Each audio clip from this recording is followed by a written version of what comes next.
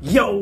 Ako si Zaki at eto ang prediction ko para sa Zoning 21. Kung napanood nyo yung prediction ko sa Zoning 20, eto naman yung prediction ko para sa Zoning 21. Magkasunod na araw to, same venue, Match Point Shaw Boulevard, Mandaluyong, sa SM Cherry din ata to. Same venue nung Zoning 20. Same prices ng ticket. Pre-sale 750, walk-in 1K. Syempre with free beer plus food stub na yan. Yun, flip top beer matitikman nyo kung first time nyo pala manonood. Eto na yung chance. Yun, October 25, a day after nung Zoning 20, magkasunod to. So, hindi ko na papahabain pa. Pupunta na tayo sa unang match-up. Bagsik versus Cygnus. Si Cygnus, champion to ng yung 2x2, mini 2x2. Tapos si Bagsik naman, magka-comeback.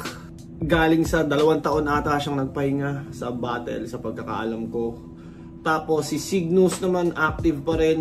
Parang napanood ko rin to sa Zoning nung nakaraan na may hinalikan siya, diba? Parehas silang aggressive, parehas. Kumbaga si Cygnus magaling mag-perform. Pero feeling ko dito ako kay Bagsik. Feeling ko kahit maraming talo si Bagsik, ibang tier pa rin siya sa kanila. Kumbaga kahit kung titignan mo sa standing, mas mataas pa rin si Bagsik. Sa skills ha, sa skills. Feeling ko masasalbahin ni Bagsik to. Tignan natin. Pero syempre 2x2 champion. Di natin masabi kung anong kaya niyang gawin. Pero feeling ko kaya siyang pumali ng malala ni Bagsik. Kaya prediction ko dito, Bagsik. Ito ulit, galing sa 2x2 ulit. Yung kabiyak naman ni Cygnus, Atoms versus Class G. Class G champion ng Motus ata ito siya. Parehas champion, no? Champion ng 2x2, champion ng pedestal. Medyo hindi ko pa masyadong napapanood si Atoms kasi ng 1-on-1. Parang na-highlight yung lakas nila ng 2-on-2. So parang alam ko may laylay na performance tong si Atoms nung 1-on-1 after nila sa 2-on-2. Not sure. Pero Class G ako. Kay Class G ako dito. Si Class G galing din sa talo kay Charisma. Pero malakas naman si Class G eh. Feeling ko meron lang konting adjustment na kailangan gawin pag big stage.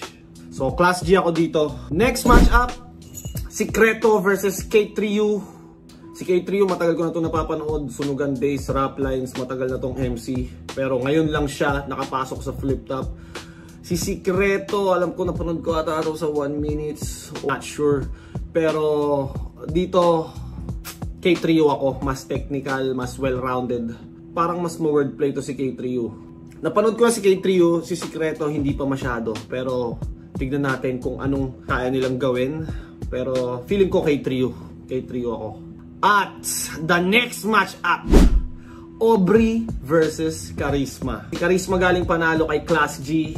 Si Aubrey galing talo kay Lipcram, isa buhay naman. Si Aubrey kasi, ang lakas din ni Aubrey, lalo na pag bigay todo. Si Charisma naman, ang lakas niya nung laban niya kay Class G.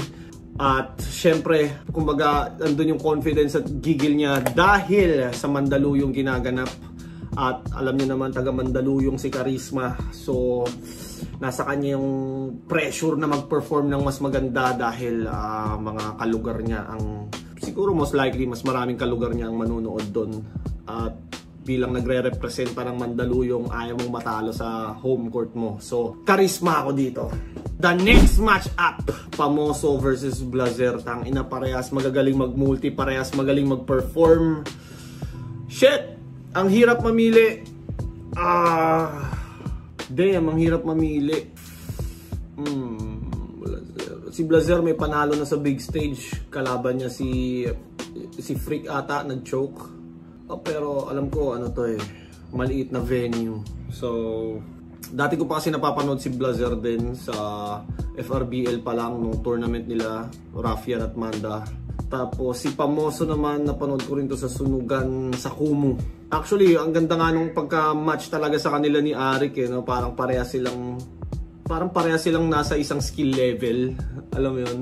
Oh, ang hirap mamili dito. Sige, ano ako, pamoso. Pamoso ako dito, pamoso.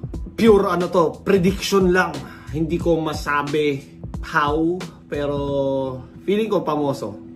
Malay natin. At next matchup, Casper versus Sensei. Si Sensei, kakasilip ko lang sa kanya kanina kasi bago ako gumawa ng video, sakita ko si Casper versus Sensei. Sino tong Sensei? Yung pala, napanood ko na siya. Nakalaban niya si Andros. Hindi ko lang siya matandaan. Ang ganda ng performance niya kay Andros. Kaya pala nilaban siya kay Casper. Si Casper, alam ko, marami nang pinanalong mga laban to si Casper. Sa Motus pa lang. At may bodybag performance siya kay Katana.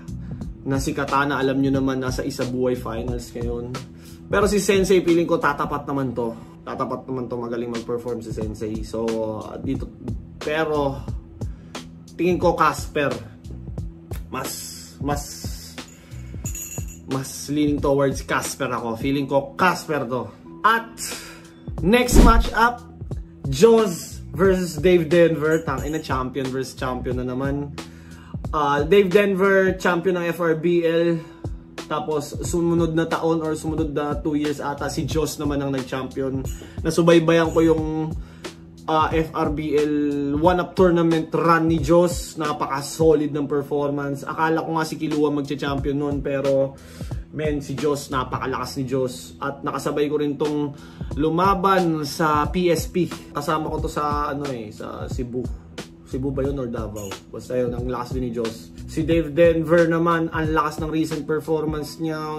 Nakalimutan ko lang sino yung kalaban niya, pero bodybag yung kalaban niya eh. Ang lakas ni Dave Denver doon. Si Jaws din, ang lakas niya din sa last performance niya. Zoning din nata yun eh. Isa na naman tong laban na mahirap mamili. 50-50 to para sa akin. Damn, ang hirap mamili. Ang hirap mamili. Pero, sige, Dave Denver ako. Feeling ko Dave Denver ang magwawagi. Feeling ko lang, prediction ko lang, pero feeling ko talaga 50-50. Yung mga ganitong laban, parehas champion, parehas magaling, parehas preparado. Ang hirap mamili pag nagtapat na sila, ano kaya mangyayari. So, tingin ko lang, Dave Denver ako. Papunta naman tayo sa last 2 battles. Plasma versus Plaridel. Plaridel galing talo kay Ruffian. Si Plasma, hindi ko na matandaan ano yung last battle niya.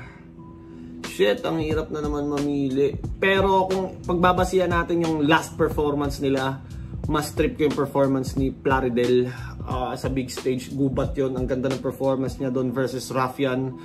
Kung makikita niyo si Plaridel, kumpara noong nakalabang ko siya, may aggression, yung tono, nagbago na. Kumbaga, kung paano siya mag-deliver ng joke, mas naging well-rounded siya. Kaya, Plaridel ako dito. Mas leaning towards Plaridel ako. At yung secret battle pala, fuck, muntikan ko nang hindi masama. Para sa inyo, sino yung dalawang MC na to na maglalaban? Kasi, paano ko siya nakitang interesting siya. Kung kagaya, Sinagtala. Tangina, sino man malalamang GL yun, di ba? Tapos,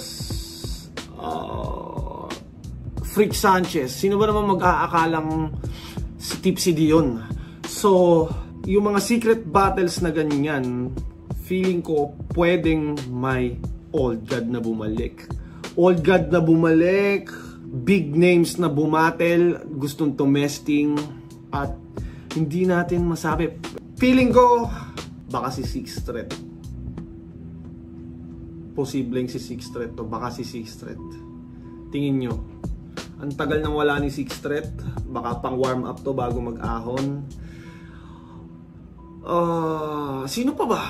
Parang kung Sinagtala o GL, parang sobrang dami ng laban ni GL.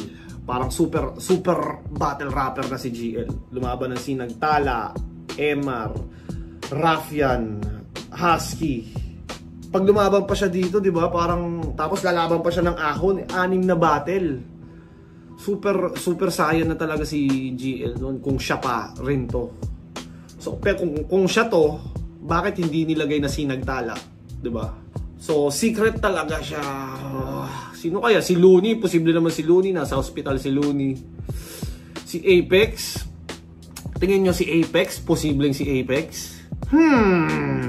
Sino kaya? Si Fangs, Chris Delano, yung mga magka-comeback, mga ganun. Pero feeling ko, baka si Six Threat. Malay mo si Badang, di ba?